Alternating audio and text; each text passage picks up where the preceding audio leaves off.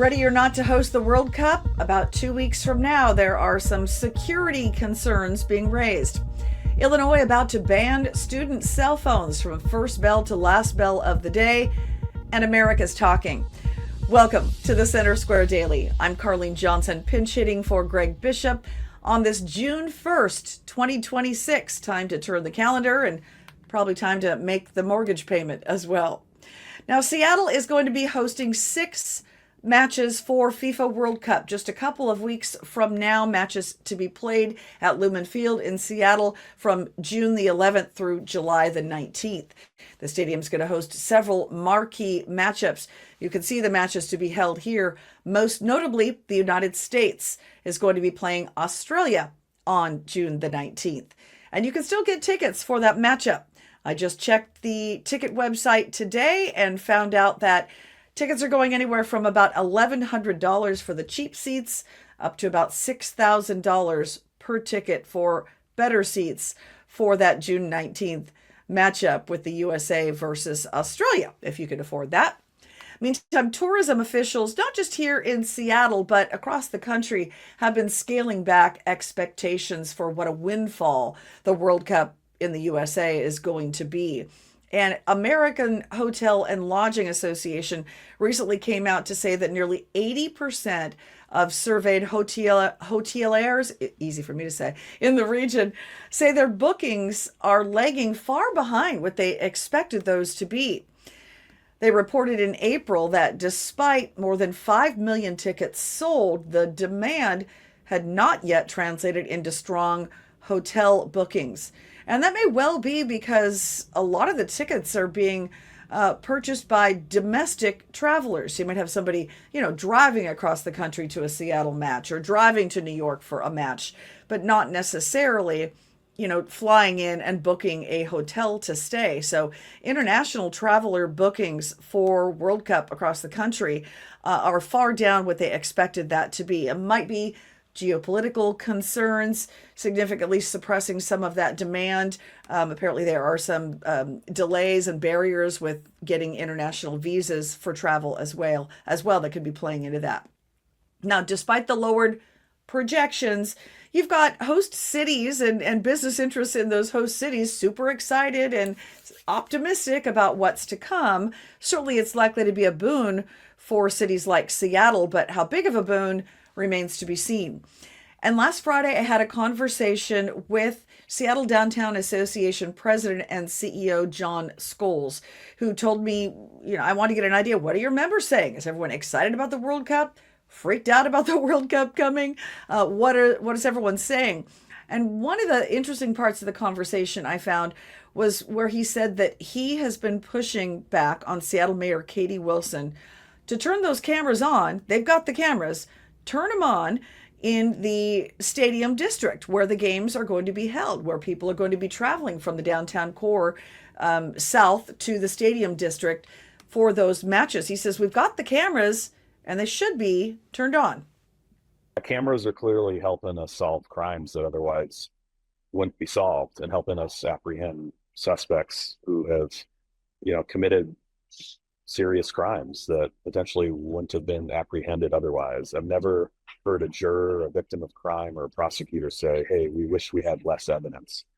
And these cameras provide clear evidence, and they're helping our officers. And as we rebuild the police force and hire more officers, and we've been down, several hundred over these last couple of years from where we were in 2019, having this tool and technology is helpful. So I say more cameras. I'm glad the mayor has evolved her position and I think recognized the value of this system and has been listening and talking to a lot of people and kept the ones we do have in place, which was, I think, somewhat potentially contrary to the position and some of what she said on the trail. So I commend her for, listening, evolving her position, taking on new information. I do think the ones by the stadium that have been installed, we should turn them on. There's, I think, very little risk that the federal government takes over this pretty limited camera system, and the benefits far outweigh that limited risk. And we should remind ourselves we have lots of cameras that if the federal government really wanted to take them over, whether it's our traffic cameras or Port of Seattle or the Pike Place Market, or we've got cameras at City Hall. There's plenty of camera systems. The federal government wants to take them over. Yeah, so basically, he mentioned the federal government because that has been the pushback from Seattle Mayor Katie Wilson. She doesn't want the feds to access any of the surveillance cameras around the city, worried that that could be used as a tool for going after illegal immigrants that have committed crimes and finding out where those folks are. There's no evidence that the feds at this point have taken over control of those cameras. He's not the only one, though, speaking out about concerns with the cameras. We had Seattle City Council member Rob Saka just last week. He's been leading the charge, citing his personal experience because he was at the Boston bombing in 2013. And of course, those cameras were used to end up ultimately tracking down the two individuals responsible for that horrible terrorist attack. So this is what Councilmember Saka said at last week's City Council meeting. I don't think that our city is as ready as it could be to host the world for such a global event of this scale. The good news is that the solution is simple, and there's a quick fix available. This council has previously authorized and funded the expansion of critical security cameras in key areas throughout the city, including in my own council district, the Stadium District, SoDo, where the actual matches for FIFA World Cup will be played. We know there's a distributed model and fans are going to gather throughout the city and throughout the region. The actual games themselves, the largest congregation of people, are going to take place right in the Stadium District. So this council has previously authorized that and funded that.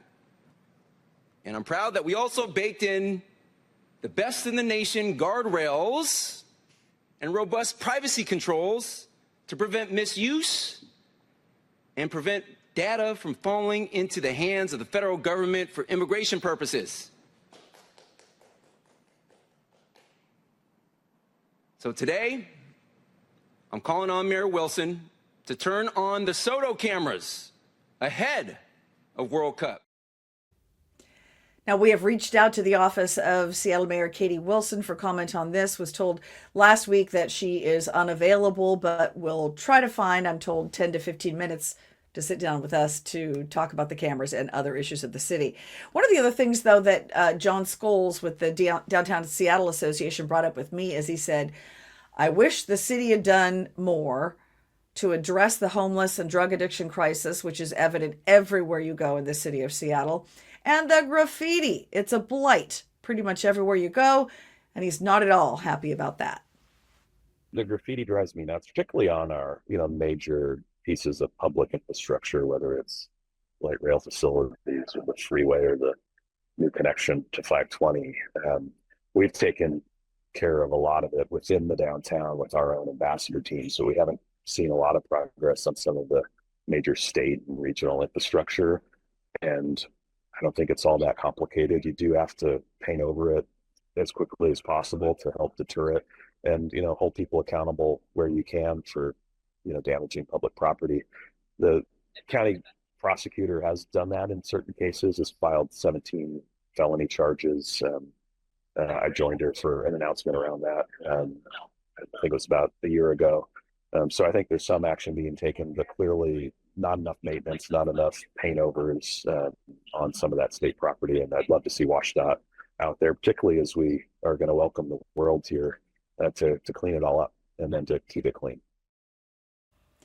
Important to note, as we are a taxpayer-focused organization at the Center Square, that state taxpayers here did spend $47 million allocated by lawmakers for some modifications to the stadium and some transportation improvements. Light rail also, is ready across Lake Washington if folks want to go back and forth to the east side.